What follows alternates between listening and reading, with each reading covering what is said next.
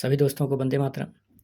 फरवरी 2024 में जो 10th class का एग्ज़ाम हुआ है मैट्रिक का, उसी का मैं सॉल्यूशन पेश कर रहा हूँ और आप लोग देख सकते हैं ये 2024 का है। माध्यमिक स्कूल परीक्षा सेकेंडरी स्कूल एग्जामिनेशन 2024 का प्रश्न पत्र है और ग्रुप जो है प्रश्न पुस्तिका सीट ग्रुप जो है जी है और इसी का मैं सवाल सोल्व कर रहा हूँ। तो क्वेश्चन नंबर जो है सेक्शन ए का सवाल है 10 5 degree into 10 25 degree into 10 30 degree 10 65 degree 10 85 degree का वैल्यू कितना होगा, इसमें कौन सा ऑप्शन होगा। अब इसको जो है सॉल्व करने के लिए आपको ये देखना है, इसका जोड़ा ढूंढना है कि जिसमें जो है 10 5 डिग्री और 10 85 डिग्री ये दोनों को जोड़ कर देखें किसका मान जो है 90 हो जाता है। 5 डिग्री और 85 डिग्री कितना हो जाएगा 90 डिग्री। तो 10 बदलता है कोट में, कोट बदलता है 10, 10 होता है कोट का उल्टा और कोट होता है 10 का उल्टा। तो 10 इंटू कोट बराबर क्या होता है 1 होता है। तो यहाँ पर ये बदल जाएगा कोट में, कोट 85 डिग्री और 10 85 डिग्री मान हो जाएगा 1। फिर ये बदल जाएगा कोट 65 डिग्री इंटू 10 65 डिग्री, इसका मान हो जाएगा 1। और ये जो है जैसा है वैसा ही रहेगा। तो 10 और 10 30 डिग्री का मान हो जाएगा 1/√3। तो 1 इंटू 1 इंटू 1 इंटू 1 इंटू 1/√3, ये सभी को गुना करेंगे तो ये हो जाएगा। फिर जो है cos 38 degree into cos 52 degree minus sine 38 degree into sine 52 degree. अब देखिए कोस, अब यहाँ पर आपको ये देखना है कि कोस और साइन को दोनों को जोड़िए, किस में 90 डिग्री हो जाता है। अगर दोनों का अल्टरनेटिव नंबर जोड़ते हैं 90 डिग्री हो जाता है तो उसका मान 0 हो जाएगा इसमें, घटा केस में। यहाँ भी 2 है और यहाँ भी 2 है, तो यहाँ देखना है 38 कितना जोड़ेंगे इसमें तो 52 जोड़ेंगे तो ये 90 डिग्री हो जाएगा। फिर ये भी कोस बदलता है साइन में, साइन बदलता है कोस में, तो ये और ये दोनों 90 डिग्री हो जाएगा। फिर ये और ये 90 डिग्री हो जाएगा, अर्थात यहाँ भी 90 डिग्री, यहाँ भी 90 डिग्री और दोनों एक दूसरे में बदलता है। तो ये भी कोस में बदल जाएगा, ये भी कोस में बदल जाएगा और ये एक दूसरे के बराबर हो जाएगा।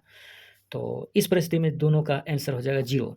फिर जो है यहाँ पर देखिए कोस किस में बदलता है सेक में और सेक किस में बदलता है कोसेक में। कोसेक को और ये जो सारे जो है 42 डिग्री 48 डिग्री 37 डिग्री 53 डिग्री सारे जो है फर्स्ट क्वाड्रेंट में है। तो ट्रिगोनोमेट्रिक फंक्शन में जितने सारे फंक्शन होते हैं 6 फंक्शन होते हैं, ये 6 फंक्शन भी अगर फर्स्ट क्वाड्रेंट में है तो सारे जो है 90 डिग्री माइनस थीटा पर जो है सारे पॉजिटिव ही रिजल्ट देते हैं। तो कोस बदलता है सेक में और देखिए यहाँ पर ये दोनों को जोड़िएगा तो कितना मान होगा 90 डिग्री। इसका मतलब सेक बदलेगा कोस में तो ये दोनों कट के 1 हो जाएगा वैल्यू। फिर जो है ये दोनों कट के, क्योंकि साइन बदलता है कोस में तो ये दोनों सेम हो जाएगा, तो यहाँ पर भी 53 हो जाएगा साइन में, साइन कट जाएगा तो यहाँ वैल्यू 1 हो जाएगा, इसका वैल्यू हो जाएगा 1। फिर जो है अब देखिए question 10 alpha plus beta equal to √3 और 10 अल्फा बराबर 1/√3। तो इसका मतलब हो गया 10 अल्फा बराबर हो गया 10 ये हो गया 30 डिग्री। तो यहाँ पर जो है अल्फा का वैल्यू निकल गया 30 डिग्री और यहाँ पर अल्फा प्लस बीटा और ये होता है 10 60 डिग्री। तो अब यहाँ पर जो अल्फा का मान 30 दीजिएगा, 30 इधर कर दीजिएगा तो 60 में से 30 गया तो कितना बचेगा 30। तो बीटा का मान भी 30 ही हुआ, बीटा का मान भी कितना हो गया 30। अब ये 30 जो है बीटा का 10 बीटा पूछ रहा है तो 10 बीटा का मान 30, तो यहाँ C number answer. Question number 5 के विषय में देखता हूँ। क्वेश्चन नंबर 5 देखिए दोस्तों, √2 इंटू साइन π/4 प्लस कोस π/4। अब π/4 का मतलब होता है 90 में से जो है 4 से भाग दीजिएगा तो कितना हो जाएगा आपका 4 से भाग, अच्छा पाई का मान होता है 180 डिग्री, 180 डिग्री में यानी 45 डिग्री। π/2 को 90 डिग्री और π/2 में 2 से और भाग लगे तो 45 डिग्री। तो यहाँ पर देखिए √2 है और इसका मान हो गया आपका 1/√2 और प्लस 1/√2, ये दोनों को जोड़ दीजिएगा तो हो जाएगा 2/√2। ये दो कट जाएगा तो यहाँ पर आंसर हो जाएगा आपका बी। फिर जो है यदि A cos theta plus B sine theta बराबर 4 और A sine theta minus B cos theta बराबर 3, तो इसका मान हो जाएगा दोस्तों, इसका जो है होल स्क्वायर दोनों तरफ कर देंगे, ठीक है, और इसका जो है दोनों तरफ होल स्क्वायर कर देंगे। तो यहाँ पर से जो है A cos square theta plus B square sine square theta बराबर प्लस जो होगा 2ab sine theta into cos theta. फिर जो है ये दोस्तों ये जो है इसका भी वैल्यू जोड़ देंगे तो ए हो जाएगा A sine square theta plus B square cos square theta minus 2ab sine theta into cos theta. अब इसका जो है ये दोनों तरफ से जोड़ दीजिएगा 16 हो जाएगा, यहाँ 16 और यहाँ पर कितना हो जाएगा 9। तो दोनों को जोड़ने पर आपका जो यहाँ पर ए स्क्वायर निकलेगा, इसका वैल्यू हो जाएगा, यहाँ इसको सॉल्व कीजिएगा तो ए स्क्वायर हो जाएगा और cos square theta plus sine square theta हो जाएगा। फिर जो है यानी A square theta cos sine square theta plus cos square theta. फिर जो है बी का कॉमन ले लीजिएगा तो यहाँ पर हो जाएगा sign square theta plus cos square theta और ये कैंसिल हो जाएगा और ये कैंसिल हो जाएगा। 16 ना कितना हो जाएगा 25। तो इसका मान हो जाएगा 1 और इसका मान हो जाएगा 1। तो आपका टोटल जो रिजल्ट हो जाएगा ए स्क्वायर प्लस 1 और बी स्क्वायर गुना 1, तो इसका मान हो जाएगा 25। तो ये सी नंबर आंसर हो जाएगा दोस्तों। फिर जो है दो वृत्तों का क्षेत्रफल, दो वृत्तों का क्षेत्रफल जानते हैं, उनकी त्रिज्या का अनुपात। तो क्षेत्रफल क्या होता है, पाई आर स्क्वायर होता है और यहाँ भी पाई आर स्क्वायर होता है, R2 स्क्वायर इसको मान लीजिए, एक्स स्क्वायर वाई स्क्वायर। अब ये दोनों कट गया तो यहाँ पर जो है इसका रूट चढ़ जाएगा इसके ऊपर से, एक्स वाई रूट चढ़ गया।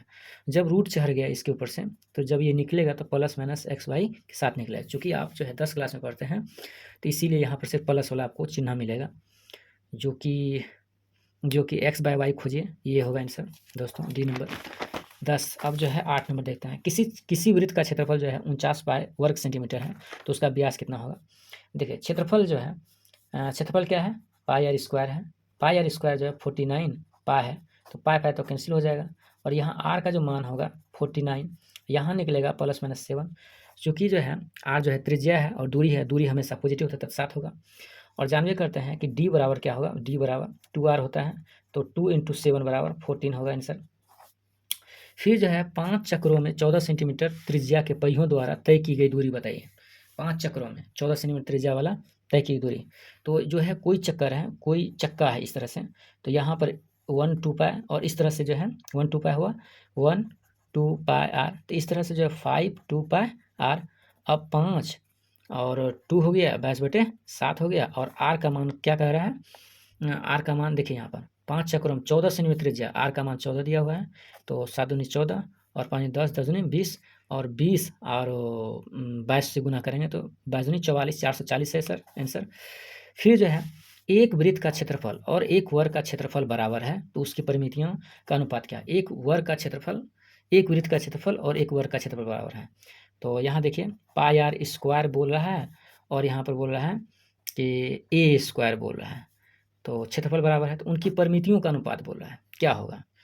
तो कैसे होगा इसका, ये वर्ग का क्षेत्रफल और वर्ग का, वृत्त का क्षेत्रफल और वर्ग का क्षेत्रफल क्या है, बराबर है, तो उनकी परिमितियों का अनुपात, परिमितियों का अनुपात, परिमितियों का अनुपात बोल रहा है, क्या होगा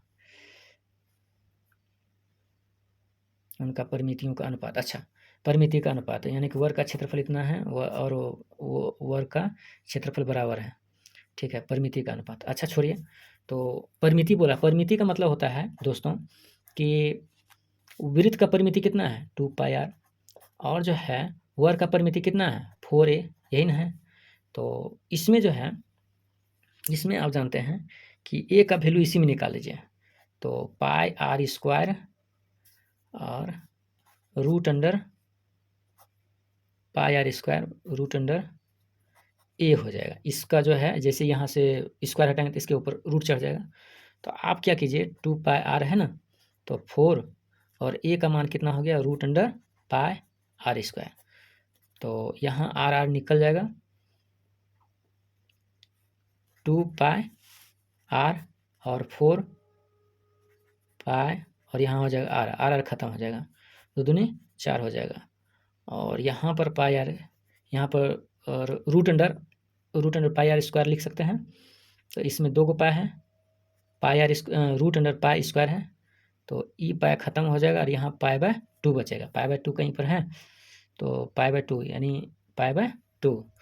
तो वृत्त का क्षेत्रफल और वर्ग का क्षेत्रफल और उनकी परिमिति का अनुपात बोला है, तो वृत्त हमेशा ऊपर में होगा और वर्ग जो है नीचे में होगा, तो इसका आंसर ये हो जाएगा। थैंक यू दोस्तों देखने के लिए। सभी दोस्तों को जय हिंद, जय भारत।